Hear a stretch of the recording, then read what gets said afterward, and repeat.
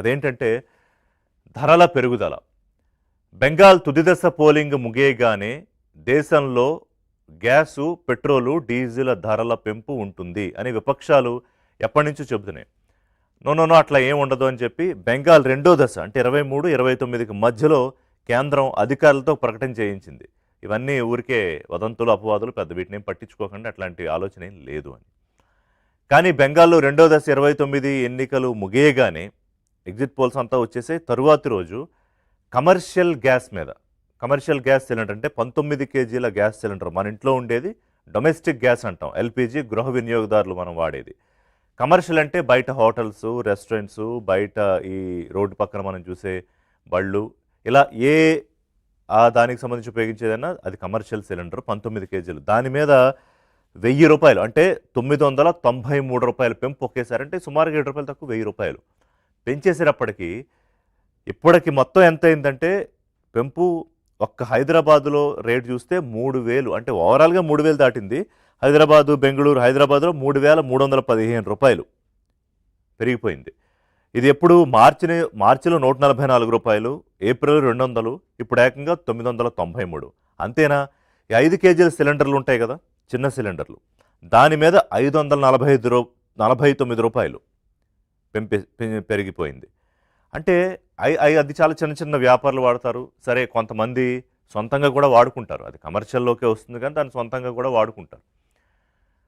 So ఈ పెంపు పెరిగేటప్పటికీ already ఆంధ్రప్రదేశ్లో ఈ స్టార్ హోటల్స్ అసోసియేషన్ వాళ్ళు మెనూలో 10% పెంచేస్తున్నామని వెంటనే నిర్ణయం చెప్పేశారు. ఫర్గెట్ అబౌట్ స్టార్ హోటల్స్, అక్కడికి వెళ్ళేవాళ్ళు ఏదో కొంతమందే ఉంటారు. మామూలుగా హోటల్స్, రోడ్డు పక్కన బళ్ళు, ఇలా అందరూ తినే హోటల్స్, ఈ బళ్ళు, వీళ్ళు కూడా పెంచక అనివార్యం. ఇంకా ఏం చేస్తారు పెంచకపోతే?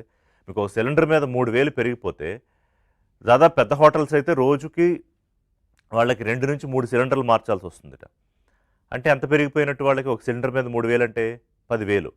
అది వాళ్ళ జేబులోంచి పెట్టుకోరు కదా, ఎవడైతే తింటున్నాడో వాడి మీదే వేస్తారు.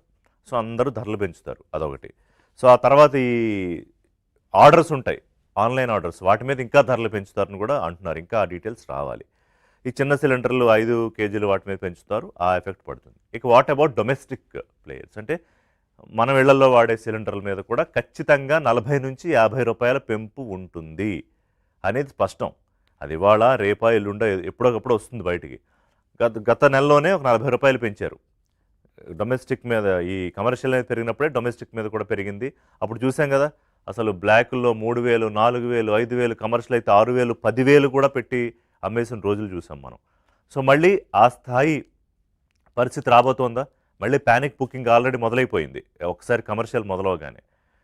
సో రాహుల్ గాంధీ దీన్ని ఎన్నికల బిల్లు, నేను ముందు నుంచే చెప్తున్నాను కానీ అట్లా ఏం ఉండదన్నారు. చూసారా, కమర్షియల్ పెరిగింది, తర్వాత డొమెస్టిక్ పెరుగుతుంది, తర్వాత పెట్రోలు, డీజిల్ కూడా పెరుగుతుందని. ఆల్రెడీ బల్క్ డీజిల్ రేట్ పెరిగింది. బల్క్ డీజిల్ అంటే మనకెవరికి సంబంధం లేదు.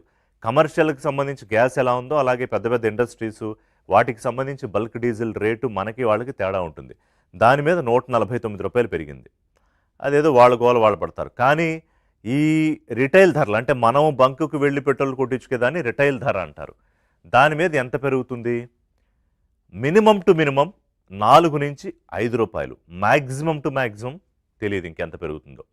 ఎందుకంటే ఖచ్చితంగా పెరుగుతుందని చెబుతున్నాను. కేంద్ర ప్రభుత్వ వర్గాలు ఈ పెరుగుతాయి అన్న వాటిని కొట్టిపడేయట్లేదు.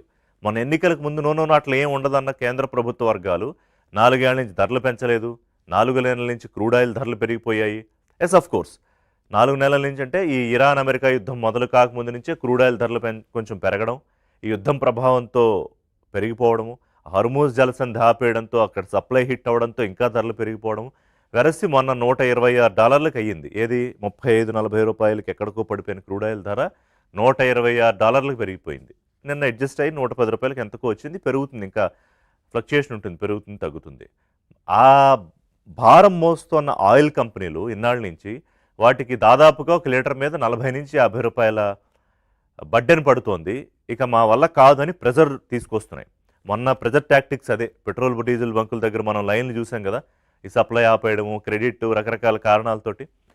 సో ఈ ప్రెజర్ అంతా కేంద్ర ప్రభుత్వం మీద ఆయిల్ కంపెనీలు ఇవ్వడము, అనివార్యంగా ఈ పెట్రోల్ డీజిల్ మీద కూడా పెంపు తప్పదా? అది ఏ స్థాయిలో ఉంటుంది? ₹4, ₹5? లేకపోతే అంతకుముందు ఒకసారి డైనమిక్ ప్రైసింగ్ పెట్టారు మీకు గుర్తుంటే. రోజు పెరుగుతుంది, రోజు అడ్జస్ట్ అవుతుంది ప్రైసింగ్. ఒకరోజు రూ. 1 పెరుగుతుంది, ఒకరోజు 10 పైసలు పెరుగుతుంది, ఒకరోజు రూపాయి పెరుగుతుంది, ఒకరోజు ఏం పెరగదు. అట్లా డైనమిక్ ప్రైసింగ్ పెట్టే ఆలోచన ఏం ఉండదులే. ఒకేసారి రూ. 4-5 పెంచేస్తారు, తర్వాత అది రూ. 7 8 వెళ్తుందా? మరీ కొంతమంది సోషల్ మీడియాలో భయపెట్టేస్తున్నారు, రూ. 30 40 అయిపోతున్నారు. అంత దారుణంగా అయితే పెరిగే అవకాశం ఉండదని నేను అనుకుంటున్నాను. బట్ నిన్న నేషనల్ మీడియా అంతా దీని మీదే స్టోరీస్ రన్ చేసింది, డిబేట్స్ నడిచాయి.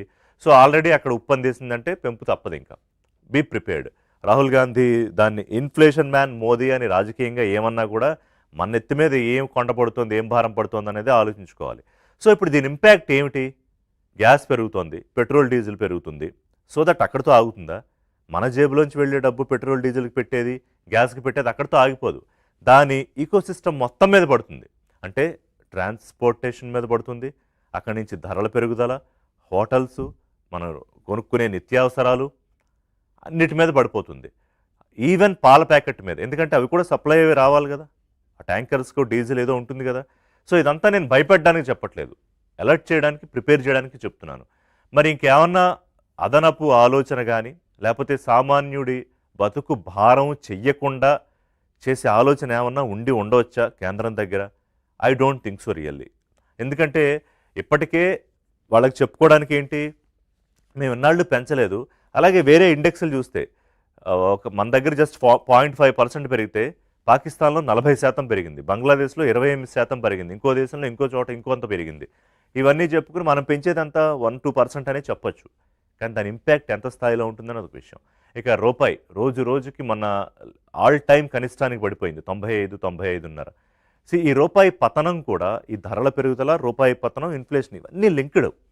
ఇది ఎవరు మోయాలి ఎండ్ ఆఫ్ ది డే? 140 కోట్ల మందిలో సామాన్యులు. అంటే ఎందుకు సామాన్యులు అంటున్నానంటే, ఆల్రెడీ కంఫర్టబుల్గా ఉన్న వాళ్ళ మీద ఈ రూ. 4 5 అది మొత్తం పెద్ద ఇంపాక్ట్ ఏం పడిపోదు. కానీ తక్కువ జీతాలతో నెట్టుకొస్తూ బతుకీడుస్తూ, ఆ పిల్లల చదువులు జాగ్రత్తగా దానికి ఖర్చు పెట్టుకుంటూ ఒబ్బిడిగా ఎవరైతే చేసుకుంటున్నారో వాళ్ళ మీద ఈ ధరల పెరుగుదల ఉంటే ఆపేసుకోలేరు కదా. 2 వీలర్ ఆపుకోలేరు, ఆఫీసులకు రావాలి. సరే 4 వీలర్ ఉన్నవాళ్ళు భరించగలుగుతారు, అది పెద్ద రూ. 3-4 పెద్ద ఇంపాక్ట్ ఏం పడదు. సో ఎట్లా ఉండబోతోంది ఈ గ్యాస్ ధరలు, పెట్రోల్ ధరలు ఎంతవరకు ఇది చేయబోతున్నాయి? అంటే ఆ నిర్ణయం ఇంకా తీసేసుకున్నారని అంటలేదు, కానీ తీసుకోబోతున్నారు అనే సంకేతాలు అయితే స్పష్టంగా వస్తున్నాయి. మరి దీని మీద ఏదన్నా ఒక మెరకల్ జరిగితే తప్ప పెట్రోల్ డీజిల్ ధరల పెంపు కానీ, డొమెస్టిక్ సిలిండర్ పెంపు కానీ జరగకుండా ఉంటుంది. మరి అలాంటిది ఏమన్నా ఆలోచన కేంద్రం దగ్గర ఉందా? మాట్లాడదాం. ఇంకోవైపు వైట్ హౌస్ చేసిన ప్రకటన ఏంటంటే, మేము ఇరాన్తో యుద్ధం ఆపేసాం అన్నారు. అమ్మయ్య, కొంచెం మార్కెట్లు పెరుగుతాయి, సరే ఇవాళ మార్కెట్ ఉండదు, మళ్ళీ సోమవారం నాటికి మార్కెట్లు పెరగచ్చు, యుద్ధం లేదా, లేకపోతే హర్మూజ్ జలసంధి అంతా రిలీజ్ అయిపోతుంది, బ్లాకేడ్ ఉండదు అనుకోవడానికి అప్పుడే కంగారు పడాల్సిన అవసరం ఏం లేదు. ఎందుకంటే ఇది ఒక టాక్టిక్స్ కూడా కావచ్చు. 60 రోజులైతే అక్కడ కాంగ్రెస్ అంటారు, మన దగ్గర పార్లమెంట్, వాళ్ళ ఆమోదం కావాలి ఈ యుద్ధానికి సంబంధించి ముందుకెళ్ళడానికి. ఆ ఆమోదాన్ని తప్పించుకోవడానికి యుద్ధం ఆపేమని వైట్ హౌస్ ప్రకటన చేసింది.